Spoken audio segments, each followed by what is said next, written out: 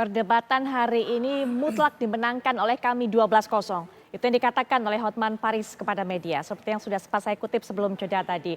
Keterangannya kepada media menjelaskan bagaimana proses dari persidangan yang berlangsung membahas mengenai proses penghitungan dan juga aplikasi Sirekap.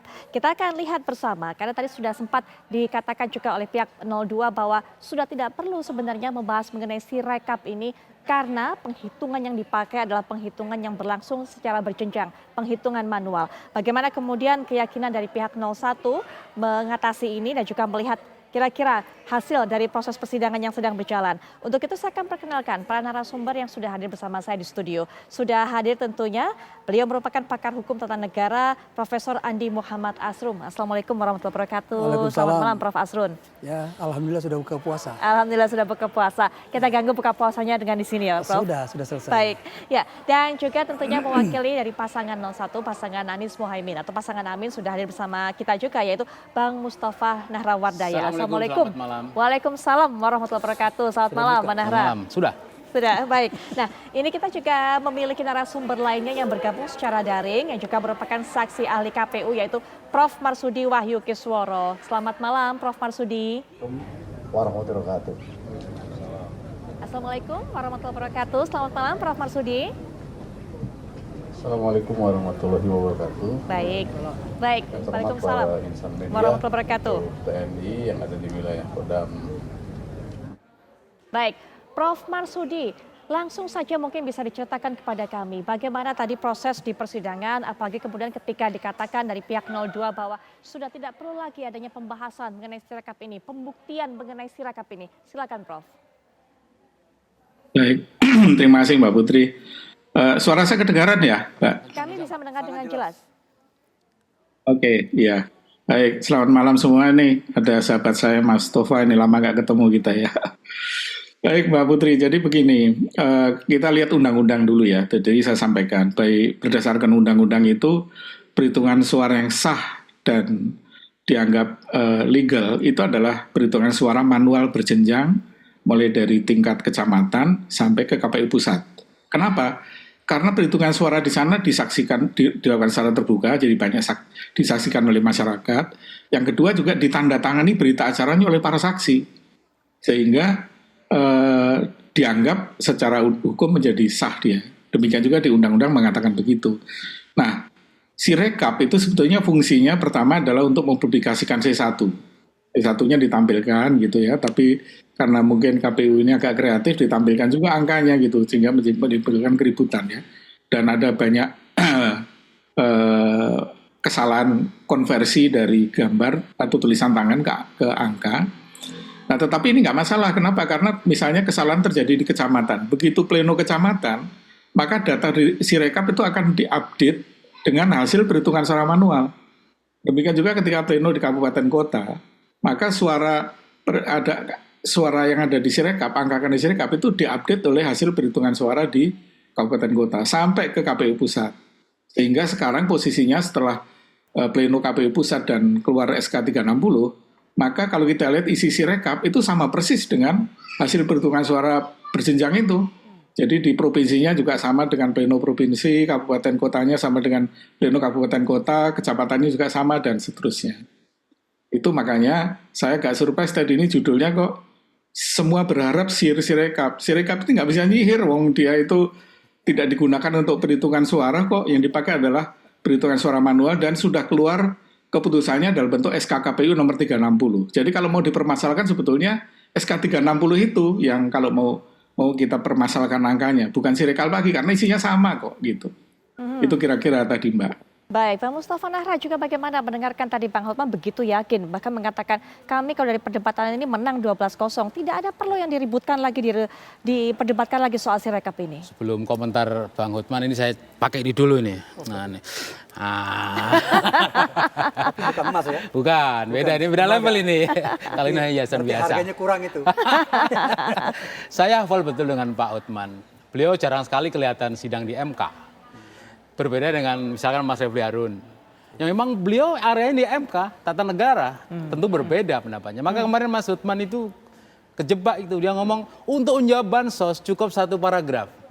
paragraf apanya di MK itu ramai sampai hakim konstitusi itu manggil Bawaslu sama KPU dipertemukan mana karena ada ribuan masalah. Ayo, bansos gimana? Nanti pertemukan menteri yang ngurusin bansos, menteri yang mengatakan bansos nggak ada masalah, anggaran yang tahu Sri Mulyani panggil semuanya. Jadi tidak cukup dengan satu paragraf karena itu yang bilang adalah Hotman. Beda dengan yang menguasai tata negara, panjang urusannya. Tidak seperti itu. Ini soal Hotman. Biasalah. Bikin kontroversi. Di antaranya dia kan sangat risih dengan Gibran di acara Hotroom, sebuah televisi swasta. Tapi sekarang dia membela Hotman, membela Gibran. Jadi memang di sini terjadi pergulatan sebenarnya. Betul, termasuk pernyataannya juga bahwa sudah tidak perlu dibahas mengenai hal ini. Gimana nggak dibahas? Wong itu yang butuh kan majelis hakim, Mahkamah Konstitusi. Sebenarnya kan mengaku begitu kan Pak Saldi Isra. Jangan begitu, yang butuh kami kok nggak dibahas bagaimana. Saldi Isra. Jadi ahli-ahli ini dipanggil bukan nggak berguna, bermanfaat menjelaskan terangnya bagaimana. Panggil ahli, saksi panggil, bukan nggak perlu lagi lah itu. Kacamata orang yang jarang bekerja di MK. Kalau lawyer yang biasa di MK nggak begitu, nggak perlu begitu. Pertama soal Mas Hotman. Sekarang soal materi hari ini, soal Sirekap ini.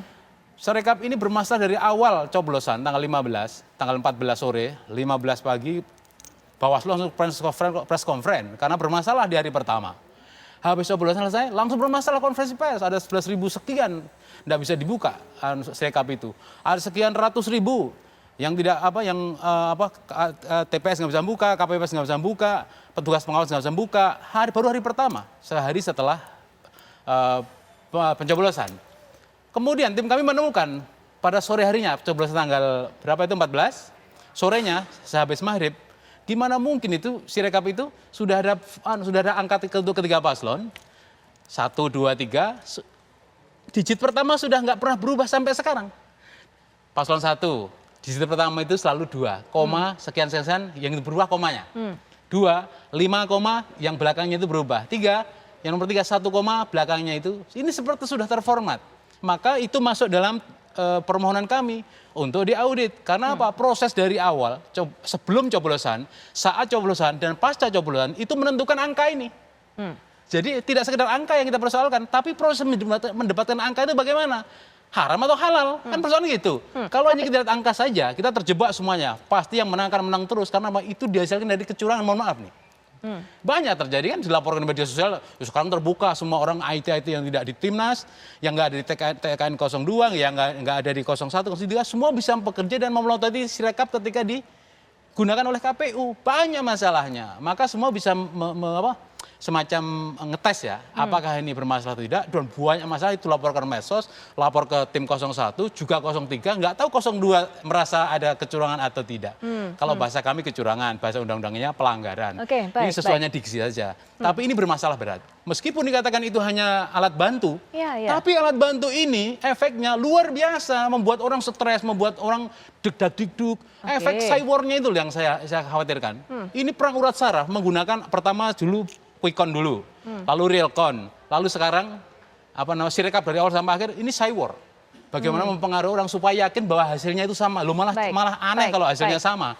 Antara survei dengan Realcon kok bisa sama persis, malah janggal. Gitu. Saya tahan sampai di situ. Prof. Asrun bagaimana melihatnya? Karena kan sebenarnya dijadikan pedoman ini adalah penghitungan manual berjenjang. Adanya Sirekap hanya untuk supaya transparan kepada masyarakat supaya tahu begitu kan? Iya, ya itulah salah persepsi. Ya. Kalau kita bicara tentang hukum, kita melihat rujukannya pada undang-undang. Sirekap itu betul alat bantu kan. Dulu tahun 2019 namanya sistem hitung, ya kan bermasalah juga. Jadi yang kita lihat adalah hasil hitung manual yang diplenokan di KPU. Ya. Bahkan kalau ada masalah, misalnya masalah di TPS, itu bisa dikoreksi oleh di PPK atau di TPS sendiri. Jadi semua ini mekanisme terbuka. Yang penting baca undang-undangnya. Pahami sistem hukumnya, baru kita bisa berpikir secara benar, ya kan? Kalau sekedar riak-riak berteriak, ya rame-rame aja dapatnya, tapi intinya nggak dapat, ya kan? Esensinya nggak dapat. Kenapa persoalan suara penting, suara yang dihitung penting? Karena pemilu adalah refleksi kedaulatan rakyat. Yang dihitung, yang dipersoalkan terakhir adalah suara. Kenapa suara? Karena rakyat itu memberikan suara, bukan sekedar memberikan suara, dia ingin memberikan kontrak sosial kepada orang yang akan memimpin. Ya. Dan prosesnya harus benar. Kalau prosesnya nggak benar, digugat dari awal. Ada mekanismenya. Ditempuh nggak? Semua paslon ini menempuh mekanisme katakanlah gugatan, pelaporan terhadap mekanisme dianggap salah, ya, mekanisme dianggap dilanggar. Itu dilakukan 01, 02, 03 semua melakukan. Artinya apa? Dari segala proses, ya, proses sebelum pencoblosan, sebelum penetapan hasil itu sudah dilalui dengan baik. Semua dilakukan. Kalau memang toh tidak setuju dengan mekanisme, nggak usah ikut pemilu. Ya, bahkan sejak awal misalnya katakanlah penetapan pasangan calon, nomor urut, semua ikut, ya kan? Nggak ada yang mempersoalkan. Misalnya 01 keberatan terhadap 02, terutama Gibran, oh kami nggak mau ikut, nggak usah, kalau begini. Tapi kan semua ikut. Yeah. Bahkan Anies ya, memberikan nilai buruk sekali sama Pak Prabowo, artinya dia mengakui eksistensi Prabowo. Ada perdebatan cawapres ya, cawapresnya 01 Muhaimin Iskandar dengan Gibran saling berdebat, artinya saling mengakui ini kan. Jadi mekanisme semua ditempuh. Apalagi kemudian nomor urut, pencabutan nomor urut. Nggak ada yang bilang, oh kenapa harus diikut nomor urut? Nah ini nggak sah nih, nggak ada kayak gitu. Jadi posisinya legalnya adalah kita bicara soal legal, ya, bicara soal nomor hukum.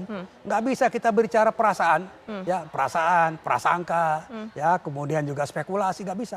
Jadi ini diributkan untuk katakanlah menutupi kekurangan bagaimana membuktikan persoalan perhitungan suara. Baik, Prof. Itu Asun. masalahnya. Mungkin saya tahan sampai di situ, nanti Bang Rahra bisa berikan pandangan, tanggapan juga apa yang disampaikan Prof. Asun. Kita akan kembali setelah jeda.